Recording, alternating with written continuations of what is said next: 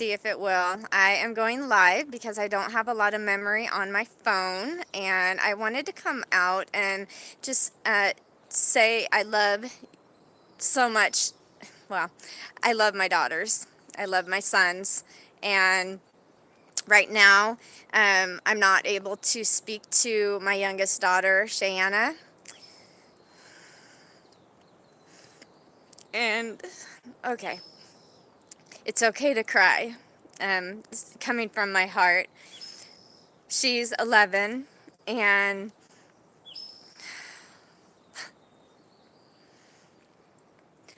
I just, I miss you so much, Shayanna, and I'm sorry I can't talk to you. So I'm just kind of expressing myself right now because, yeah, I've been texting when I can, but I was told that because she got grounded that I was not able to, she's not able to talk to me. And we can only text at this point. I have been able to see her a couple times, supervised, and that was wonderful. But it's been a hard couple of months not being able to talk to her, and so and you know, things I know can be really hard, and especially for CPS families who have not seen their families, their little ones, for a very long time. I am so grateful that I have at least been able to have some contact with my offspring. And my situation is complex, just like all others, and I have very strained relationships with my and my middle daughter is 16, and she turned 16 on March 26th. We fled to Mexico back in 2015. A lot has happened in our lives, and there has been major destruction in our family. Let's see if I'm back. What this is doing for me, everything that is happening, it is helping. Hello, everyone, anyone who's on. This is helping me to stand strong and to continue in moving forward, rising above this. I see the bigger picture. I know that this is growing me, and that I'm going to use it to reclaim my birthright, to fulfill my purpose in this life. And it doesn't matter if anyone's watching or listening. Right now I have one person on there. If that is my daughter, then I've done what I came here to do. Because what really matters to me is touching people's hearts.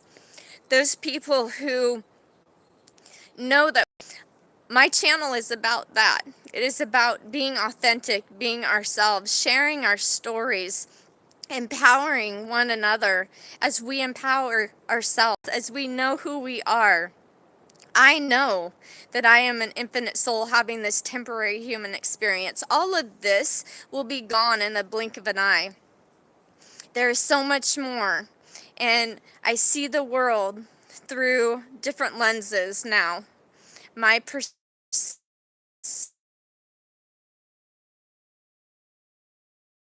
for a very long time, since I was very young, I have not been content or happy or felt really loved in so many ways. I struggled throughout my whole life, and I had hoped that when I had my family and I started to, go to graduate school and get degrees, get my master's in counseling, that I was on the path I was supposed to be on, that I was going to give back to the community, and I was going to help people to escape or avoid the pitfalls that I fell into. Being in a strained marriage that was very difficult for 10 years with my daughter's father. We have had some time to reconcile and to be able to come together. As I said, I'm moving from a heart space, trying to heal any relationships that I can, just by showing that I am who I am. I am walking in love. I'm walking in light. And I am not afraid to say what I feel or what I think. I'm never going to um, be able to fulfill people's expectations of me. This is who I am. I know that this has happened in my life not because of judgment, not because I'm a bad person or because, you know, karma or reaping what I've sown, though that could possibly be part of it. There is a cause and effect to things. But I know that the other side could be possibly that this was fully used to wake me up.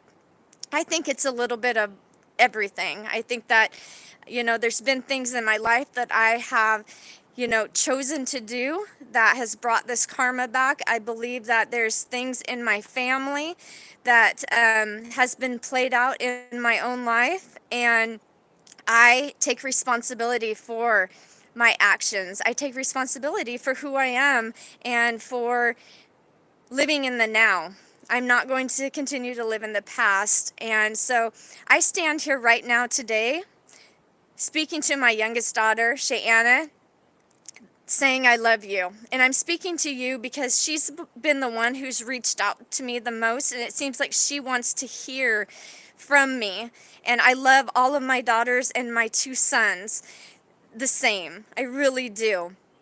But she is reaching out at this time. She wants her mom. She needs her mom. I believe all of my offspring want and need their mom to an extent. I just can't be there in the way that they want or need at this time for various reasons. Yeah, this is complex. When CPS gets involved, there is so much suffering and pain that happens. And so I think coming together as families, being able to support one another, focusing on solutions is important. And so I just, I think using our voices and speaking our truth is something that we need to do. To you, I did text again today. I didn't hear back, and you're in my heart and my thoughts. All of you guys are. Don't ever give up. Know that I'm using this to seriously propel me forward. I'm asking for guidance and direction from source, from my spirit guides, my animal guides, ancestors, and the keys are within. And I know that we have to go within. There's so many voices out there today. And so, yeah, that's what I'm using this for. It is helping me because when we're comfortable and we're just in a cush life, sometimes we just go with wherever we're at right there. We're not like really trying to do things. And I'm not, I want to say I'm okay. Growth. I want evolution and ascension out of this. And so I thank you, Shay. I thank you, Alex. I thank you, Alishae. I thank you, Elijah and Isaiah, for really helping me to be the better person that I am, to really be my higher self, and to step into my power. I hope that one day you guys will be able to look at me and you will fulfill your purposes. That's what I want to do. We are all in this together, and if I can reach one person, I hope that it would be those who have that heart right now, who can accept it, who can resonate with what I'm saying. And I want my offspring to hear this, and I would be so happy to see them feeling the love that I have for them, that source has for them.